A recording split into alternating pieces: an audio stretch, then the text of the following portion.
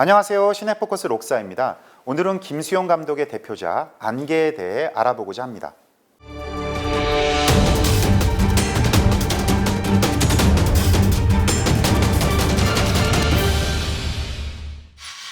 김수용 감독은 한국 영화의 르네상스를 이끌었던 작가로서 1960년대부터 70년대에 이르는 기간 동안 가장 왕성한 창작 활동을 해온 감독입니다. 김수용은 일정한 장르적 테두리에 얽매이지 않고 자유분방하게 변신의 변신을 거듭했던 감독이었습니다. 특히 김수용 감독은 가장 많은 문예 영화를 연출한 거장이었는데요. 현진건, 염상섭, 이호석, 김동인, 이광수, 이청준, 최인호 등 한국 문학사에 등장하는 당대 최고 작가들의 작품 50여 편을 영화함으로써 가장 문학적인 영화 감독이라는 칭호를 얻게 됩니다. 그러나 여기서 오해하면 안 되는 것은 가장 문학적인 영화 감독이라고 해서 영화의 예술성보다 소설의 주제성만을 강조한 것은 아니라는 점입니다. 오히려 김수용이 만든 문예 영화는 소설을 영상화하는 과정에서 시각적인 측면을 가장 강조하고 있습니다. 또한 김수용 감독은 안개, 야행, 화려한 외출, 만추 등 한국 영화사 속의 대표적인 실험적 성향이 강한 모더니즘 계열의 영화를 꾸준히 연출하면서 한국의 미켈란젤로 안토니온이라는 별명을 얻게 되죠. 실제로 김수용 감독은 영화의 문법조차 모르는 상황에서 순전히 독학으로 영화를 시작했는데요. 오히려 이런 배경 때문인지 스토리와 대사 위주의 한국 영화와는 달리 영화적 표현에 주력하는 작품을 만들므로써 영화계에 신선한 충격을 던져주었습니다. 김수용 감독은 평소 영화는 영상의 특징이 아름답게 표현되어야 한다. 영화를 구성하는 절반은 기술이며 나머지 절반은 예술이다. 와 같은 모토를 가지고 이를 자신의 작품 세계에 반영한 것으로 유명한데요. 그래서 김수용의 작품 세계는 주제나 스토리보다는 색채의 아름다움과 세련된 구도 등 미장센에 치중하면서 마치 영화를 시처럼 연출하는 이른바 시네포엠적인 스타일을 보여줍니다. 김수용 감독은 28년 동안 100여 편이 넘는 영화를 만들 정도로 전형적인 다작 감독이었는데요. 일반적으로 다작을 하는 감독들이 상대적으로 작품의 질이 떨어진 것과는 달리 질적이면서도 고른 수준의 완성도를 보여줍니다. 다작 감독이 영화의 예술성과 대중성을 겸비한다는 것은 정말 쉽지 않은 일인데요. 김수용이 연출한 영화는 그것이 흥행성이 있는 상업영화든 문학성 짙은 문예 영화든 실험적 형식으로 가득 찬 모더니즘 계열의 영화든 관계없이 동시대 관객들의 열렬한 지지를 받았습니다. 오영수의 단편소설을 영화한 갯마을은 문예 영화가 확고한 장르로 자리 잡는 데 견인차 역할을 한 작품일 뿐만 아니라 김수용을 작가 감독으로서의 반열에 올려준 영화입니다. 남도의 작은 갯마을을 무대로 남편 없는 과부로서 스스로의 노동으로 살아가는 생명력 강한 여성들의 삶을 그린 갯마을은 빼어난 영상미와 서정성이 뛰어난 작품으로 기억됩니다.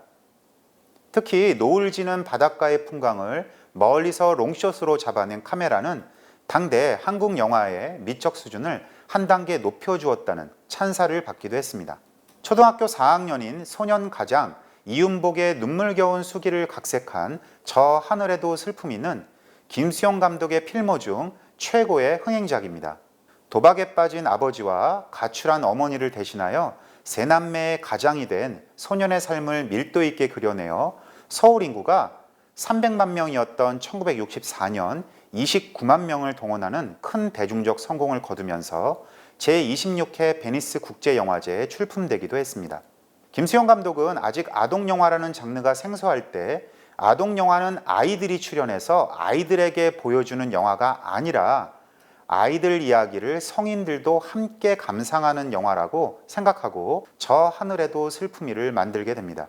김수용은 그 후 사격장의 아이들 등 8편의 아동영화를 더 만들면서 아동영화 장르에 대한 애착을 보여줍니다.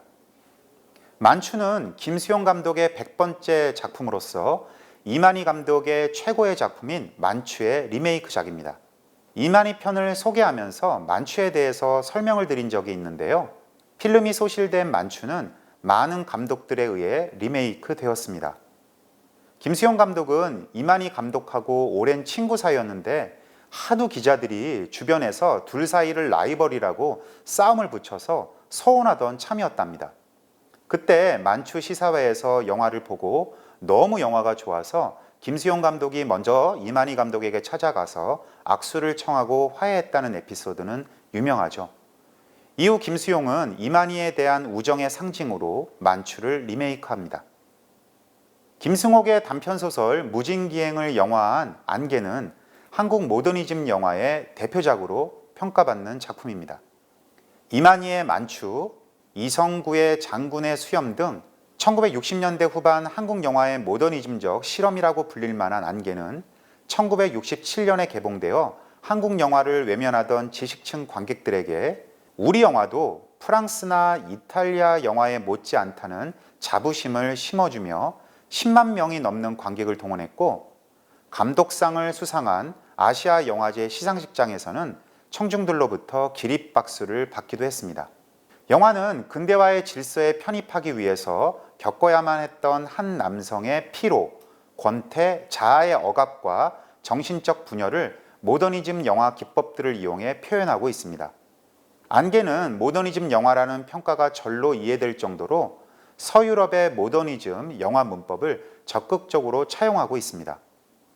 특히 영화를 함께 만든 주요 인물들이 모더니즘 예술에 많은 영향을 받은 사람들이다 보니 이러한 특징들이 더 잘 나타날 수밖에 없었을 겁니다.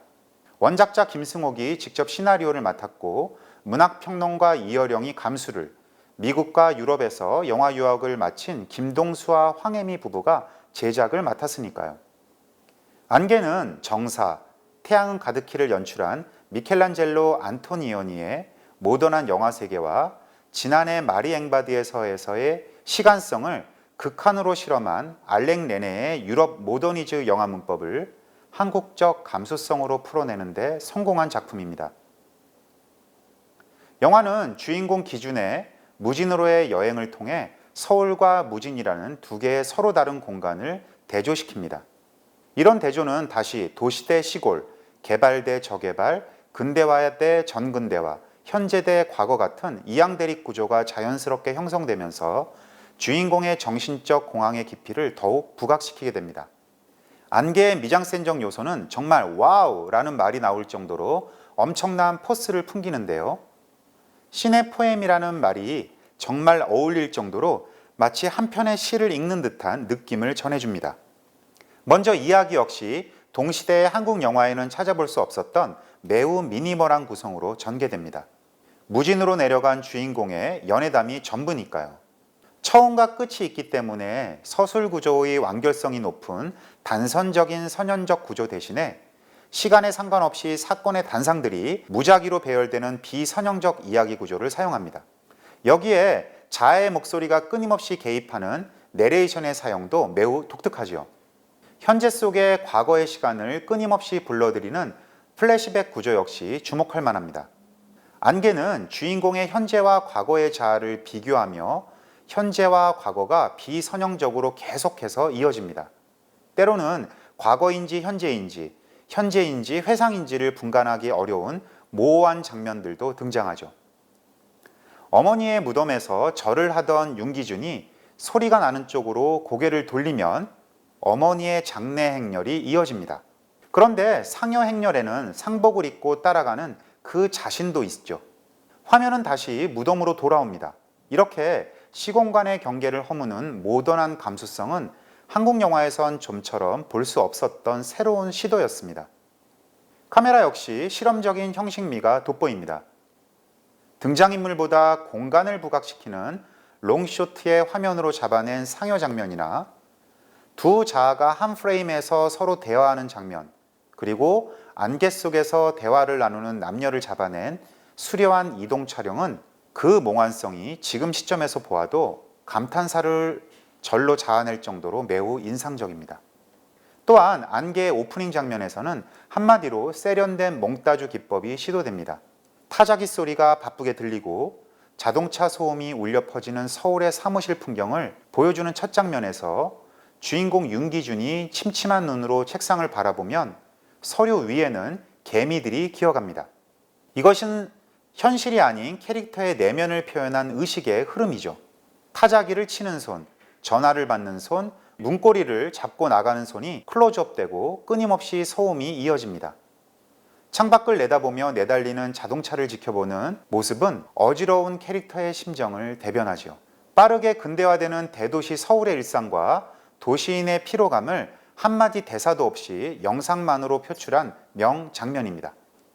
이 밖에도 창문으로 주인공의 이중적 자아를 표현한 열차신과 정지 화면의 사용, 그리고 전보와 확성기를 통해 아내에 대한 컴플렉스를 연결시키는 상징성의 활용 역시 김수용의 미학적 특징을 잘 보여줍니다. 1960년대에 한국 영화에서 사용된 음악은 과장, 과잉된 음악이 대부분이었는데요. 안개에서 사용된 사운드는 기존의 한국 영화와는 차별화됩니다.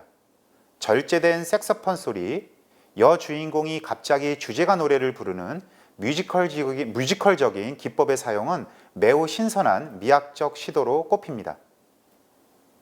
오늘 알아본 안개를 통해 김수용 감독의 영화 미학의 진수를 느껴보시기 바랍니다. 다음 시간에는 한국 모더니즘 영화의 또 다른 대표작인 이성구 감독의 장군의 수염에 대해 알아보도록 하겠습니다. 감사합니다.